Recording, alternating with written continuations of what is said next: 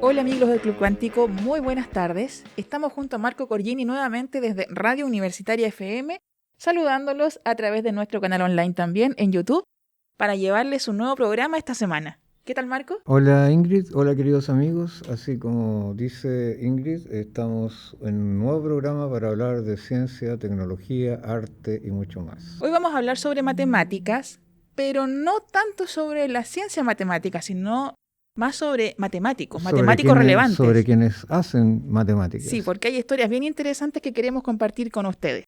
Sí, además esto podría ser para varios programas, porque hay muchos matemáticos notables a través de la historia que han hecho grandes descubrimientos, y no solamente son importantes por sus descubrimientos, sino que además son anecdóticamente significativos. Bien, hay un tema importante que no es específicamente el tema de hoy, pero vamos a pasar por ahí brevemente. En matemáticas existen los llamados 7 problemas del milenio, que son 7 problemas matemáticos muy complejos que nadie ha podido resolver, con excepción de uno.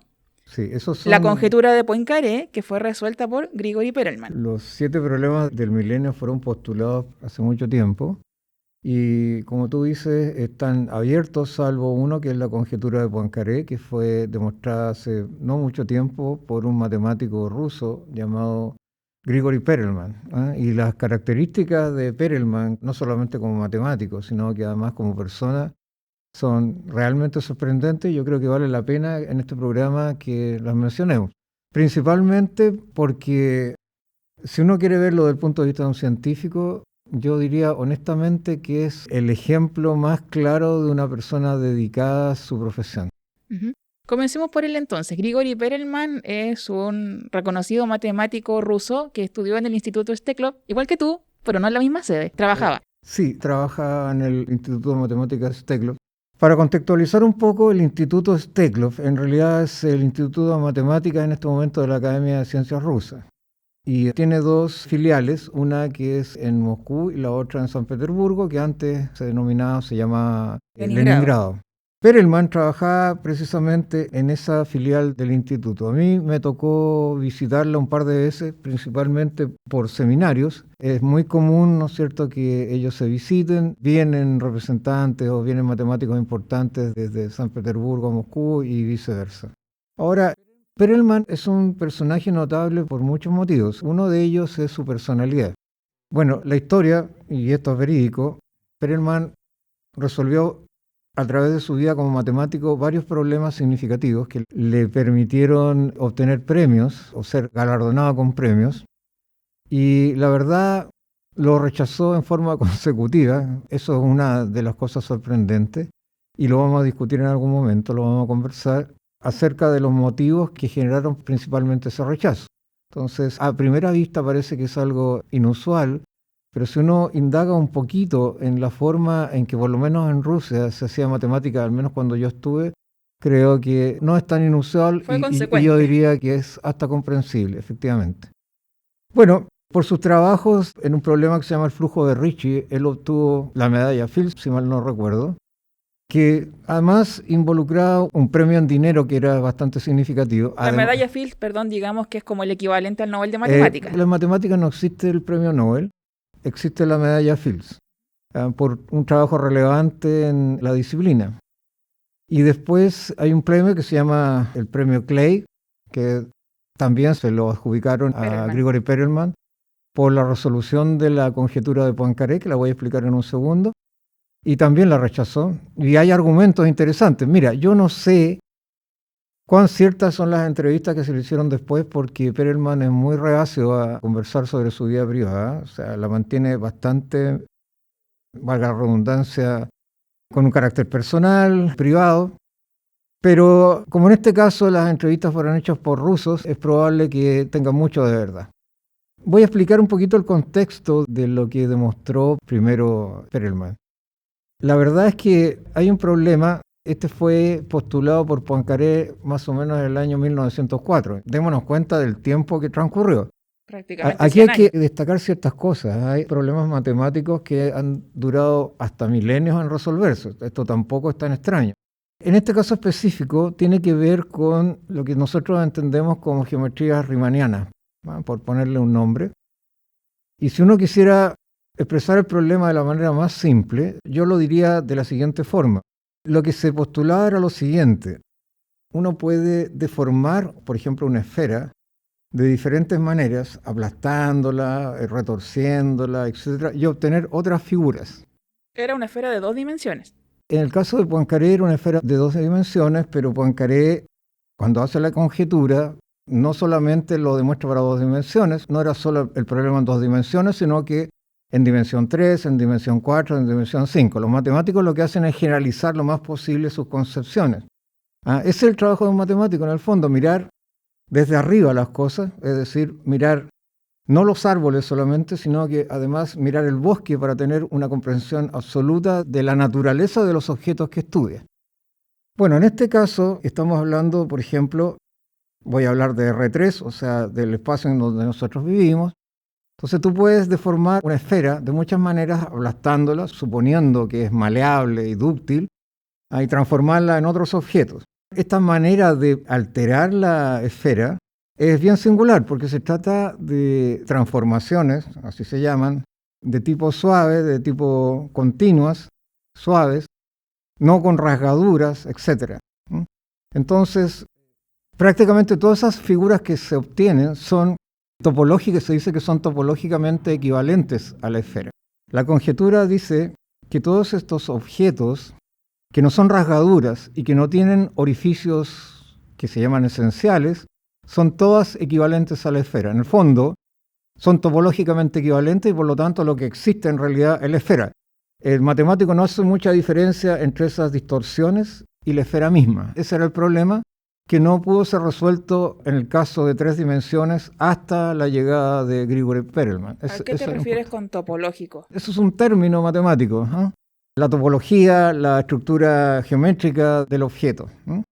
Pero es un término técnico, ¿cómo es la forma? Si yo la distorsiono, transformo la esfera en otra cosa, la miro y no me doy cuenta que es una esfera, pero haciéndole un número de transformaciones determinadas, continuas, no solo continuas, sino que son bicontinuas, para uno y para otro lado, obtengo finalmente la esfera. Siempre que no haya rasgaduras, o como te dije, no haya orificios que sean esenciales. Por ejemplo, ¿qué no se puede transformar en una esfera? Una rosca o un toro, estos como anillos, esos no son transformables en esfera. Entonces, bueno, la demostración para 3 dimensiones no se encontró hasta que Perelman postula su teoría y logra desarrollar la demostración completa. En el Club Cuántico, hoy hablamos sobre algunos matemáticos y su trabajo, y estábamos conversando en el primer bloque acerca de Grigori Perelman y cómo resolvió la conjetura de Poincaré. Bueno, insisto, Perelman tiene un largo trayecto de trabajo. Entre eso está la demostración de ciertas características del flujo de Ricci, que es un problema matemático específico, y de ahí para adelante eso le sirve también para finalizar con su demostración de la conjetura de Poincaré, en el caso de 3 dimensiones, porque como te digo, en el caso de 2 dimensiones se trata de un disco, no es la esfera, pero uno lo llama esfera porque es una generalización. Claro. Hay esferas en 3 dimensiones, en 4 dimensiones, en 5 dimensiones, en n dimensiones. Así como hay cubos en 2 dimensiones, en 3 dimensiones, en 4 dimensiones, y etcétera. En 2 dimensiones un cubo es un cuadrado, ¿no? Bueno, en este caso Perelman demuestra la conjetura, no voy a explicar la teoría ni cómo lo hace, pero es sobre la base de un área de las matemáticas que es la geometría algebraica, que es muy rica y tiene un carácter abstracto muy profundo. Y aquí voy a ligarle un poquito al comportamiento de Perelman, que por este resultado se le premia con un galardón muy importante que rechaza, que además involucraba una cantidad de dinero sorprendente, que era $1 millón, que otra vez Perelman rehúsa, y él explica en la entrevista, por lo menos la que yo logré ver, que en realidad la satisfacción para él es haber descubierto algo en matemáticas que es no usual para el común de la gente y que ese es suficiente aliciente para él y no necesita en la práctica el dinero. De hecho, no dice que no lo necesita, sencillamente él rechaza, dice haber pensado acerca de la situación y que no era algo que le interesara mucho. De hecho, en estos momentos, hasta donde entiendo, dejó de trabajar en el Instituto Steklov, ya no se está dedicando a las matemáticas Perelman en algún momento de su vida tiene que decidir, de hecho, entre dos áreas A las que dedicarse. a las que dedicarse. Una fue la música y la otra las matemáticas. Esto lo digo porque, y lo he repetido varias veces, incluso en un ensayo que se me pidió que escribiera sobre las matemáticas, que titulé La prima ciencia, porque la relación entre arte y matemáticas es muy cercana. Dos matemáticos no demuestran un teorema o no lo postulan de la misma manera. Hay estilo, hay composición y hay un montón de otras variantes que son muy similares al caso de las artes, de la música, de la pintura, etc. Por lo tanto, hace muy rico desde el punto de vista del conocimiento y de la mente esta área, ¿no? Es una ciencia formal, de hecho. O sea, tú tienes un conjunto de reglas y a partir de ese conjunto de reglas construyes un universo muy interesante que, de hecho, puede coincidir en algunas cosas, por ejemplo, con el universo físico o no. Fíjate que la conjetura de Poincaré, la demostración de la conjetura de Poincaré y la capacidad de ciertos objetos de ser deformados siendo equivalente a otros, es muy usado en física y de hecho el año 2016 un conjunto de físicos estudiaron materiales de un cierto tipo que tienen estas características topológicas y que, por ejemplo, son no conductores en el interior y son en la superficie fuertemente conductores. Y está basada precisamente en las propiedades topológicas del material, o sea, estas capacidades para deformarse y transformarse en otros objetos, siendo equivalentes a, por ejemplo, en este caso, como estamos hablando, a esferas. De manera que no es algo que no se aplique, pero el matemático toma las ideas más generales, más abstractas y trata de ponerlas en cualquier contexto. Es decir, tú tienes la teoría general y en un momento vas a poder bajar al mundo real, ¿no es cierto?, y aplicarla cuando sea necesario. Bueno, lo que hizo Perelman es eso. Bueno, Perelman decía que desde muy niño le había traído el pensamiento abstracto matemático y finalmente se decidió por esta ciencia porque le iba a ayudar a entender un poco más el mundo. Bueno, de hecho, esto es bien interesante y este abandono de la pretensión de ser famoso, porque no le interesa ser famoso, le interesaba solamente el descubrimiento, cosa que yo considero, pues, una opinión personal, es lo más importante para un científico y especialmente para un matemático. Se parece un poco a este cuento muy corto de Jorge Luis Borges, La escritura del Dios, en donde, bueno, un rey, ¿no es cierto?, indígena es atrapado por los españoles y él sabe que la escritura del Dios está escondida en las rayas de los tigres. Y escondido en su celda, o sea, encerrado en su celda, prisionero, piensa en todos los tigres posibles y todas las rayas posibles hasta que descubre la escritura del Dios y en el momento que lo hace descubre lo que fue, lo que es y lo que será. Y teniendo el poder, con ese conocimiento, de destruir a sus enemigos o de entender el mundo, deja de interesarle esa acción sobre la base de que ya pierde sentido el objeto mismo de la venganza o de la liberación. Ya conoce todo el mundo y por lo tanto con eso queda satisfecho. Y yo creo que Perelman en algún sentido es lo que expresa. O sea, es tan grande y tan importante lo que él hizo, es un aporte tan grande a la matemática y a otras ramas de la ciencia que cualquier premio es insignificante frente a lo que le dio esa capacidad para resolver un problema, un enigma de tan larga data. Marco, hablábamos sobre Grigori Perelman, la resolución de la conjetura de Poincaré, pero ¿quién fue Poincaré? No, Poincaré es un matemático eminente. Bueno, ya el hecho de haber conjeturado esta hipótesis, ¿no es cierto? Una conjetura es algo que no está demostrado. Eso es una conjetura en matemáticas. Ya lo hace relevante. Y que esto terminara siendo uno de los 7 problemas del milenio lo hace tremendamente importante. Poincaré está muy obsesionado con la geometría, y tiene algunos libros, algunos escritos en donde además incursionan la filosofía. En matemáticas es muy fácil terminar incursionando en algunos temas que tienen carácter filosófico, sobre todo cuando tocamos ciertas líneas muy limítrofes con la filosofía. Poincaré, por ejemplo, habla de los eventuales seres en donde su geometría o cómo captan la geometría depende de la temperatura. Si fueran seres, ¿no es cierto?, en donde en realidad lo único que pueden captar son las diferencias de temperatura o los gradientes de temperatura, les parecería que el universo tiene una cierta estructura geométrica asociada precisamente a la temperatura. No es que no sea así, es decir, están en realidad mirando la realidad de una manera diferente con cierta percepción, No es que la realidad sea diferente, solamente que su percepción está enfocada en un ámbito específico. Si nosotros hacemos el símil con nosotros, seguramente encontraremos un lenguaje común a través del cual podamos encontrar similitudes. O sea, podríamos entenderle a esos seres moviéndose en ese mundo solamente de gradientes de temperatura con nuestro mundo. Eso no hay diferencia porque el mundo es externo, está ahí la realidad y es incambiable.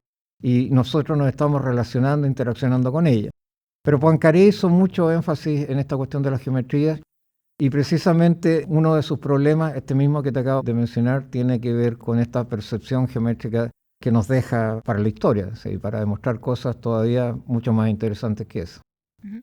Además de Poincaré, hay otros matemáticos, está Riemann. ¿Quiénes son los que llevaron estos 7 problemas? Bueno, Riemann, sin la geometría riemanniana no tenemos nada, digamos. O sea, de hecho no tendríamos ni siquiera teoría de la relatividad. Una playa de matemáticos y de geómetras como Riemann, Lobachevsky, etcétera, que cambiaron algunos axiomas, por ejemplo, en el caso de Lobachevsky, de la geometría euclidiana y descubrieron geometrías nuevas que fueron aplicadas en física de forma exitosa. Te dicen en realidad que esta capacidad del ser humano de imaginar mundos diferentes es una capacidad que le hace ver más allá de lo cotidiano. Y es tremendamente importante porque hay esferas en el mundo, hay situaciones, por ejemplo en la mecánica cuántica, en donde lo cotidiano ya no es lo usual. Entonces tienes que usar otras herramientas. Bueno, esas herramientas, la de Lobachevsky, la de Riemann, etcétera, las geometrías de Hilbert, ¿cierto? Con los espacios de Hilbert, van a ser después tremendamente importantes para entender, por ejemplo, el micromundo. No habría mecánica cuántica sin Hilbert, por ejemplo. Todo eso fueron aportes tremendos. Y quiero volver un segundo sobre esta cuestión del arte. Paul Dirac, cuando escribe un artículo muy interesante, en donde aparece la ecuación de Dirac, y en el fondo es lo que se llama la primera cuantización del campo electromagnético, la demostración de Dirac es de una elegancia tan infinita que si tú la miras, para un matemático que sepa un poquito del tema, entiendes que es una pequeña obra de arte. Y a pesar de que Dirac dice que no le gusta la poesía, si tú ves la estructura y como te dije antes, ves que hay composición, que hay estilo, te das cuenta que lo que hizo Dirac es poesía. Él no se da cuenta, pero si tú lo miras, es tan elegante, tan simple, hay una simplicidad tan bella, que obviamente solamente es percepción estética, porque eso no tiene sentido en la realidad objetiva, el mundo es ciego, sordo y mudo respecto a estos temas, pero para el ser humano, para el que ve la demostración, que es tan rigurosa y tan limpia y tan simple, que te das cuenta que en realidad escribió una poesía. En este grupo de matemáticos tan brillante destaca también Emmy Noether, ¿cierto? Bueno, Emmy Noether y la nombró Cristian González, me acuerdo en su En charla el en el Congreso de CONCA. Matemáticas. Bueno, Emmy Noether es historia, o sea, uno de los descubrimientos más importantes, esto en el mundo del álgebra y la geometría, es que, por ejemplo, las simetrías continuas en sistemas físicos siempre van acompañadas de lo que se llaman leyes de conservación. Entonces, ese es un principio tremendamente relevante en física, pero no solamente en física macroscópica, sino que en física cuántica, y ya permaneció hasta nuestros días. Ese también es una demostración, tal cual lo fue la cuantización del campo electromagnético de Dirac, tan limpia y tan correcta y tan bella, que también es parte de este bagaje artístico que nos han dejado matemáticos prominentes como Emmy Noether.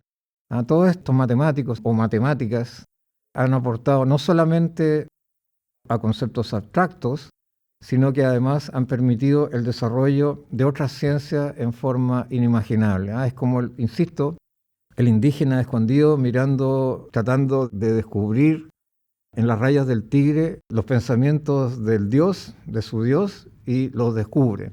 Y en el momento en que lo descubre, se abre el mundo para él, se es capaz de verlo todo, entenderlo todo. Y ahí ya las cosas que parecen tan importantes como el dinero, como la fama, dejan de tenerlo. Lo importante es el descubrimiento. Yo creo que eso es lo que hace un verdadero científico, mucho más que la fama, el elogio y la retribución. Yo creo que la mayor retribución que recibe una persona es haber descubierto algo. Perfecto. Estamos llegando al cierre del programa de hoy, se ha pasado volando. Y vamos a continuar un par de programas más hablando sobre estos problemas importantes y vamos matemáticos. Vamos a ver los otros 6 problemas del milenio para que lo entiendan de la manera más simple posible. Que bueno, de hecho, uno tuvo una propuesta de solución, pero finalmente no prosperó hace muy poquito. Bueno, pero eso suele suceder, no es tan extraño. Insisto, hay problemas que se mantuvieron abiertos durante 2000 años, por lo menos, o sea, podemos tocarlos también, y necesitaron muchas herramientas, muchas personas y muchos esfuerzos, a veces infructuosos, para llegar a resolverlos. Perfecto. Vamos entonces a seguir en un par de programas más conversando sobre esto. Muchísimas gracias por habernos acompañado a través de Radio Universitaria FM, también a quienes nos siguen en el canal de YouTube. Ha sido un gusto como siempre y estamos de regreso en 15 días más. En 15 días más en este su Club Cuántico. Muy buenas noches. Muy buenas noches.